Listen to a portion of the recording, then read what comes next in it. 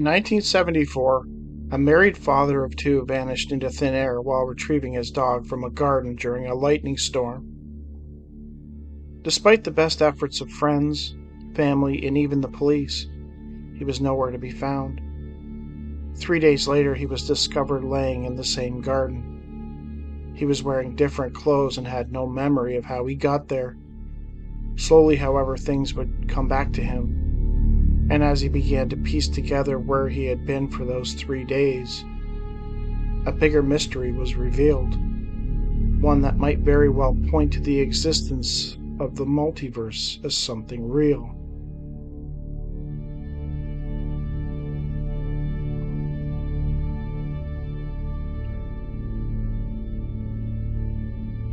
It was Sunday, July 28, 1974.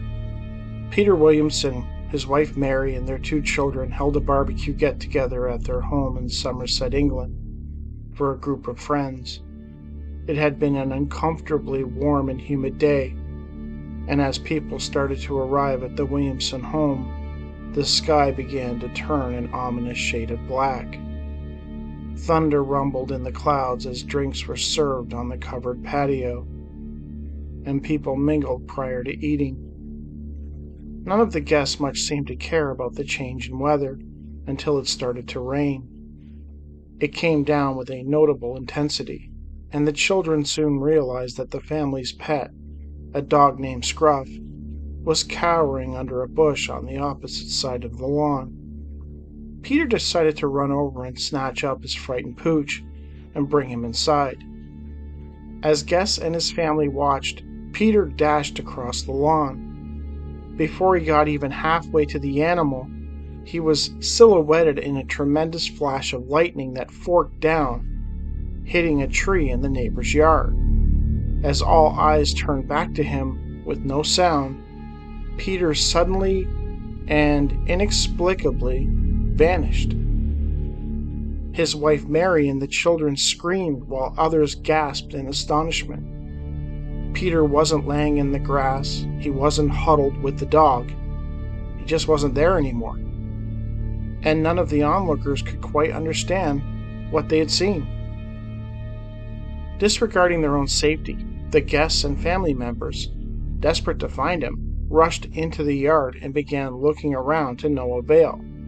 Despite their frantic search attempt, which took them all over the high-walled garden, they found no sign of Peter anywhere. He was gone. The police were called. They came and spoke to the guests and even conducted their own extensive search, covering the entire area, including the yards of the neighbors. They found nothing. Mary was eventually given a sedative, while a friend agreed to take the 2 children for the night. 2 of the other friends agreed to remain there, taking alternate watches in case Peter showed up and needed assistance. The police assured them that there was a rational explanation for what happened, that the lightning strike had occasioned a trauma of some sort, causing amnesia or disorientation. The illusion of a sudden disappearance was caused by the watchers being temporarily blinded by the flash and imagining that no interval had elapsed between the lightning and the disappearance, whereas in reality a minute or 2 had passed, during which time Peter had walked away. Some of the guests were willing to accept this despite the fact that the whole garden was surrounded by a very high wall, and the only way in or out, a door by the garage, had been locked by Mary because the latch was broken and it banged on the slightest breeze. Further, the wall was too high to climb without a ladder or a similar aid, and there were no footprints or other indentations in the flower beds beneath the wall to suggest that Peter had climbed it. The amount of time between the flash and the disappearance was not minutes, as the police suggested, but an eye blink, and the guests would have almost certainly spotted him scaling the wall.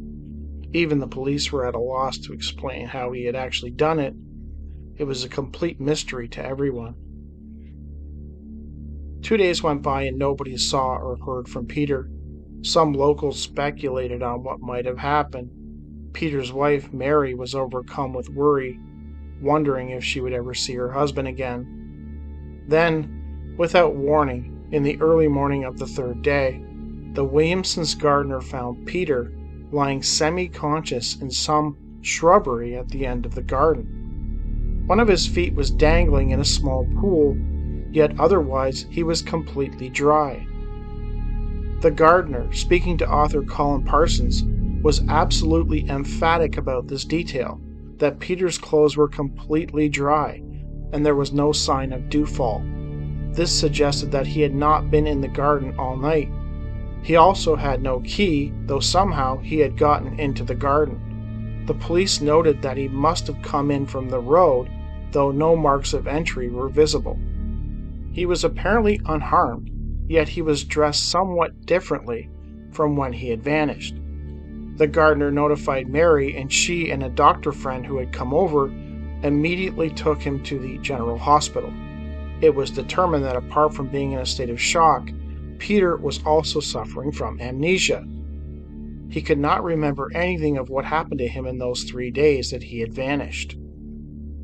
Peter remained in hospital for 1 week, then went home to fully recuperate. In that time, he could recall nothing of the 3 days away. Even when he returned home and his wife and friends attempted to walk him through that day, it remained a blank. Though in time, the missing 60 hours slowly began to come back to him via a series of disjointed, graphic dreams. He began having them almost every night, and upon waking the next morning, he could recall them with incredible clarity. This carried on for 3 weeks. The dreams, sometimes fuzzy, sometimes repetitious, were like a chain, linking together and forming a sort of recreation of events previously unremembered. In his dreams, Peter found himself soaking wet in the middle of a garden, with no memory of anything that had happened before. He could recall coming to, standing among some flower beds near a small road. Feeling frightened, he had wandered down the road, half anxious to tell someone what had happened, yet half afraid.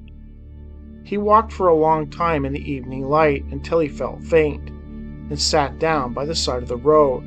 Soon a passing motorist, who just happened to be a doctor, stopped and rendered assistance to the clearly distraught Peter. He recalled telling the man that he had no memory of how he got there. He was driven to a hospital. Peter was admitted, but he was unable to tell the staff his name or where he lived. Dressed only in a pair of jeans and a t-shirt, and carrying nothing by which he could be identified, he had been put to bed and the police were sent for. Peter could tell them nothing, and they went away saying that they were going to check their missing persons files. In the dreams, Peter remembered that the ward in which he was placed was named Pritchard, the doctor's name was Nugent, and the ward's sister's name was Alice Charles. One curious and dreamlike memory of his stay in the hospital was that he seemed to be having hallucinations. From time to time, the ordinary scenes of the ward would seem to shimmer, and a set of faces and furniture would appear entirely different from those that were there normally. These glimpses were only momentary, but he had spoken to the doctor about them and had been examined for any signs of concussion, it being thought that a blow or a fall was the most likely cause of the amnesia. Nothing was found, however. One other thing that Peter recalled was that, although he seemed to be speaking normally, the words appeared to be almost a drawl, compared with the crisp speech of the doctors and nurses. In his own words, it was just short of slow motion. On the second day at the hospital, when he started to feel better, he told the nurse in charge that he wanted to get up and take a short walk, hoping that some fresh air would help jog his memory.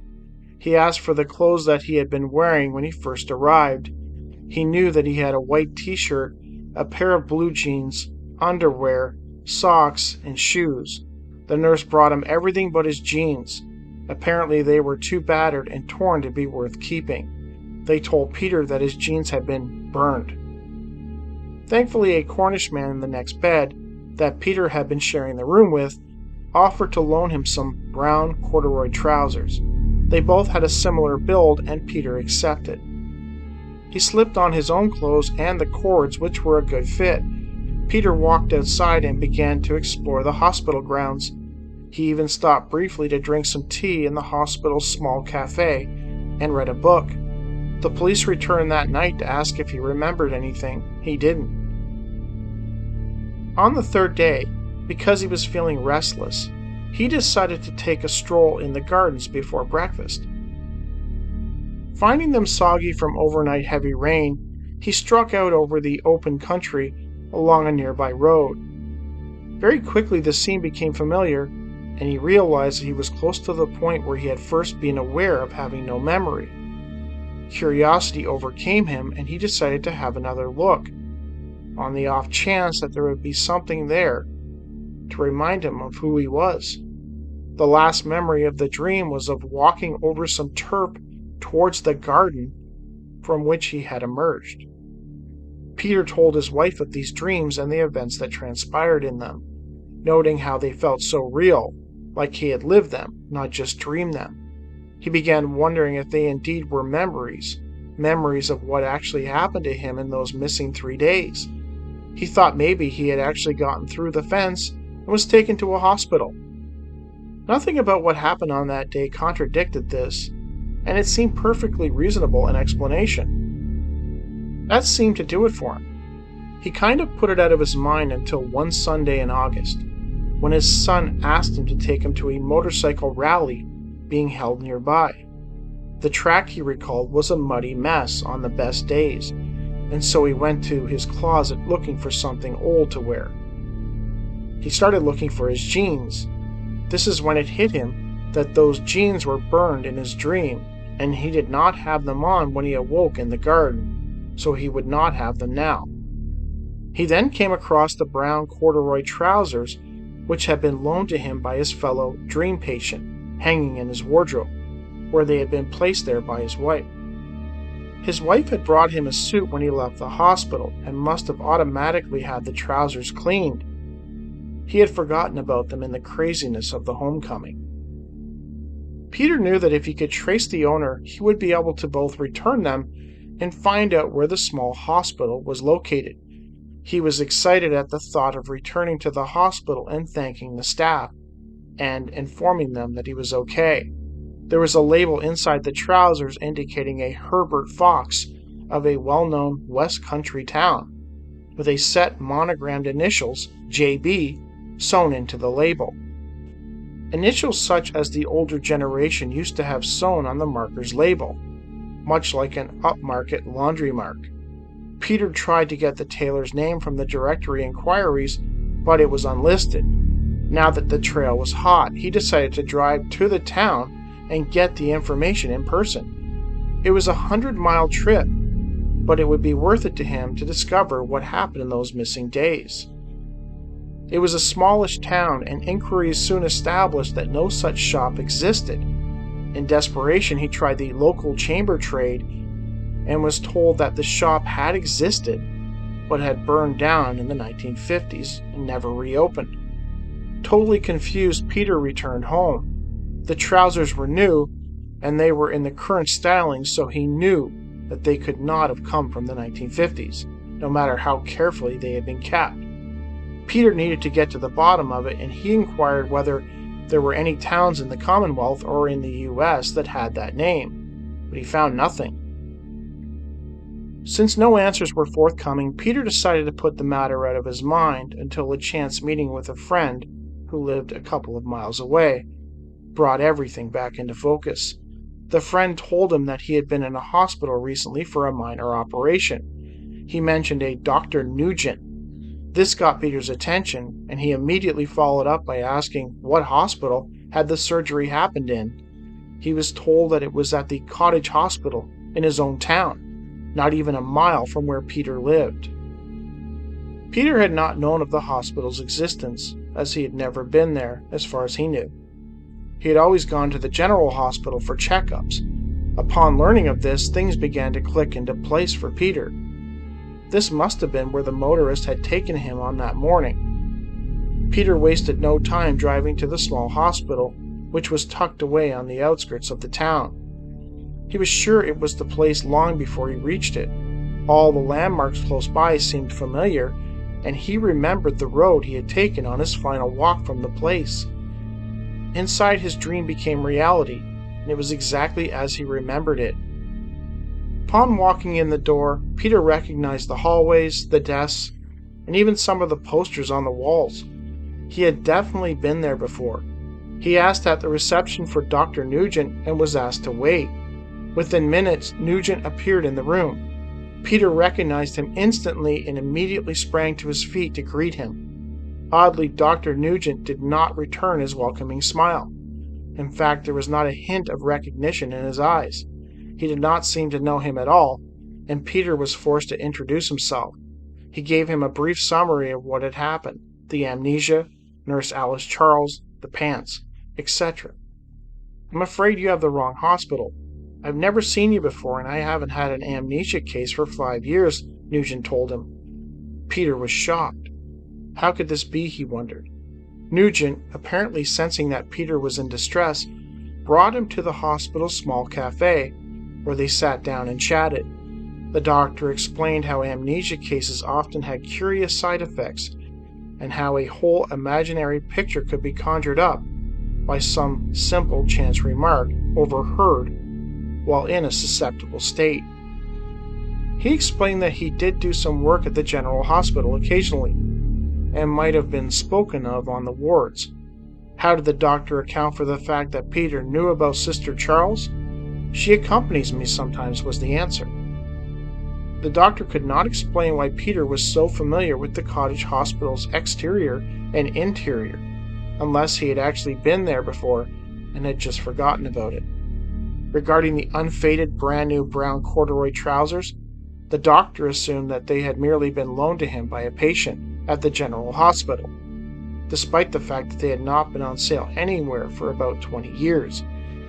He thought that Peter had merely misread the label, nothing more. Regarding how he recognized the doctor without being introduced, and how he knew how much change he needed for the 2 cups of tea before he went to the cafe, the doctor chalked them up to lucky guesses and half memories. Peter returned home even more confused. He was certain that he had been taken to the cottage hospital. He was certain that he was treated by Dr. Nugent and Nurse Alice Charles. He remembered the Pritchard ward. He shared a room with a Cornish man who loaned him his new and expensive trousers. He recalled the walks around the hospital grounds. He recalled smelling the air and enjoying the tea. He was certain that these were not dreams. These were memories.